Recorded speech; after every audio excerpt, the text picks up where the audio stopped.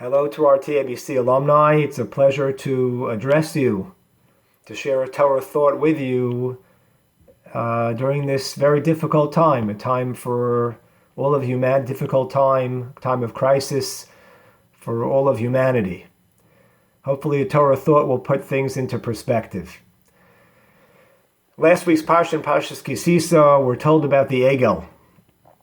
And the first time we're introduced to the Luchos, what's the imagery of the Luchos? It says, Vayiten el Moshe kachaloso ledaber ito b'Har Sinai. When Hashem finishes speaking to Moshe on Har Sinai, he hands him the tablets of testimony. Shnei Luchos ha'edus.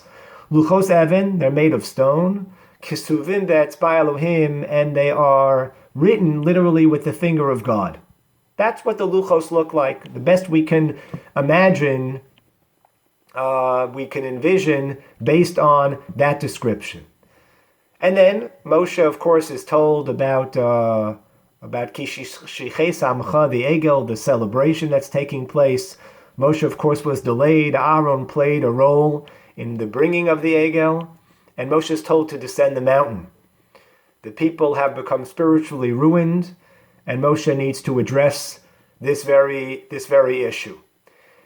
And he comes down from the mountain, Vayered min hahar. He descends the mountain with the two luchos in his hand. And then there's a full description of them.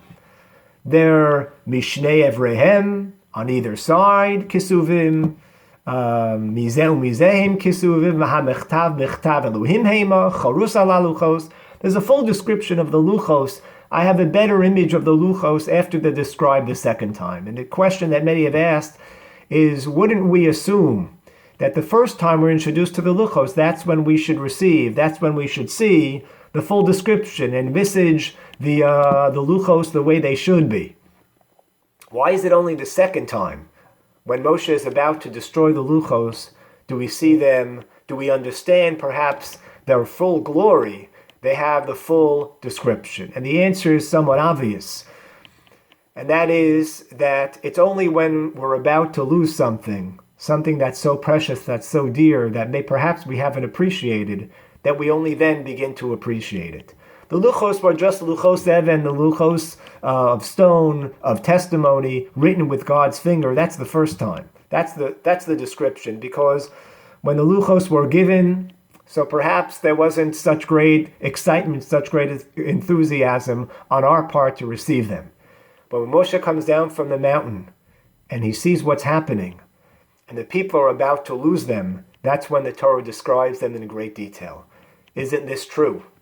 It's true of loved ones, of perhaps grandparents who are becoming ill, and perhaps they're on their last days, family members, and we begin to appreciate what they meant to us, how dear, how precious they are to us, how much a part of our lives they are, only when we're about to lose them.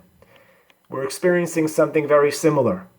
And I include myself in this when I think about how much have I really appreciated davening b'tzibur, the ability to daven with a minyan, to answer Yehesh Rabbi, to answer Kedusha, to answer Baruch Hu, to listen to Kriyas HaTorah. When did I think I would miss multiple parshiot? Missing Parsha Zochor. Imagine missing Parsha Zochor. Parshas Para, Parshas HaChodesh. Perhaps after this crisis is over, and we hope very, very soon, very, very soon. Hopefully when we return to Shul, we return to the Beis HaKnesses, we'll understand its Kedusha, we'll appreciate the ability to answer Yehesh Rabbi and Baruch Hu and Kedusha, what it means to daven with the tzibur, to daven together, to be mindful of how disruptive we can be, and our talking can be idle talk during davening, and hopefully appreciate the unity of our people as we gather one day again in our Batei Knesiot. Wishing everyone good health, spiritual growth for all of you.